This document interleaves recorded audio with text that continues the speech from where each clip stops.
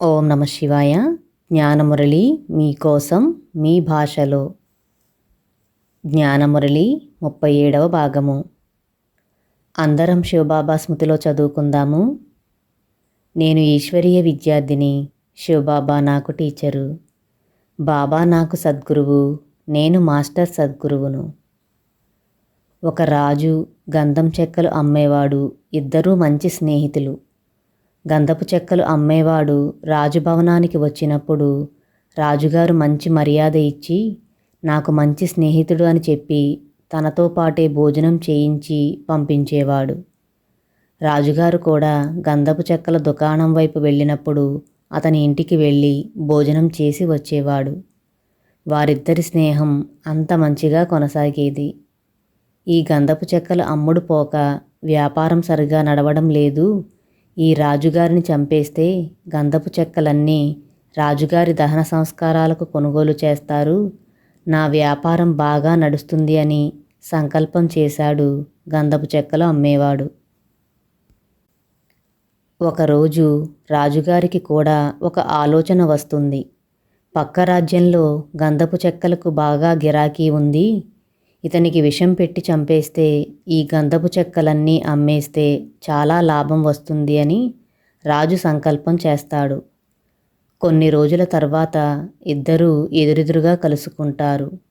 అప్పుడు గంధం చెక్క అమ్మేవాడు అంటాడు, రాజుగారు, నాకెందుకో మీరు చనిపోతే మీ దహన సంస్కారాలకు నా గంధపు చెక్కలన్నీ అమ్ముడుపోయి లాభం వస్తుందనే దురాలోచన వచ్చింది అని చెప్పి నన్ను క్షమించండి అంటాడు.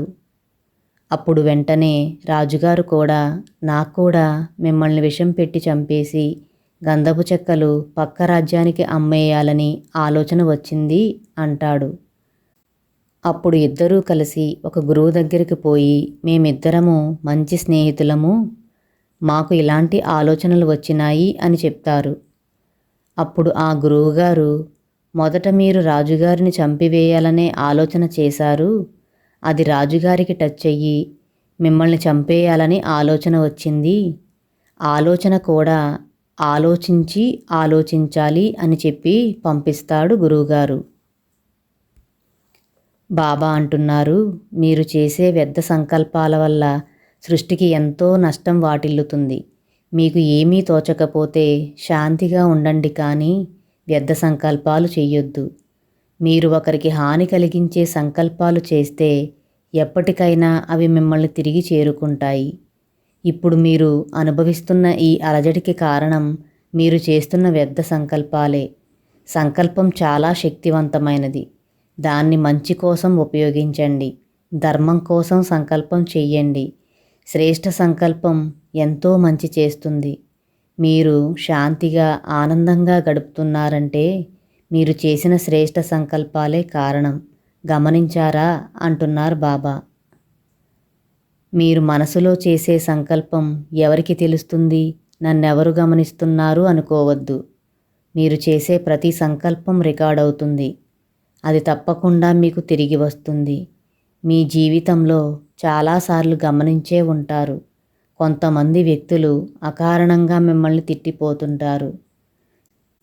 నేను ఇతనికి ఏమీ హాని చేయలేదు, నన్నెందుకు తిట్టాడు అని ఆలోచిస్తారు. మీరు ఎప్పుడో చేసిన వ్యర్థ సంకల్పమే ఇప్పుడు తిరిగి వచ్చిందన్నమాట. అర్థమవుతుందా అంటున్నారు బాబా. మీరే విశ్వ కళ్యాణకారులు, ఆధారమూర్తులు, ఉద్ధారమూర్తులు. మీరు వ్యర్థ సంకల్పాలు చేయడం ఆపేస్తే సృష్టి మొత్తం ఆపేస్తుంది.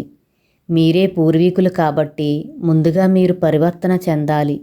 అప్పుడు సృష్టి మొత్తం పరివర్తన అవుతుంది.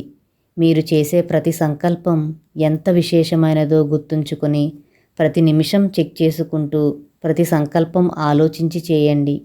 అర్థమవుతుందా అంటున్నారు బాబా. శివబాబా ఇస్తున్న వరదానం, శ్రేష్ఠ సంకల్ప స్వరూప భవ. ఓం నమ శివాయ.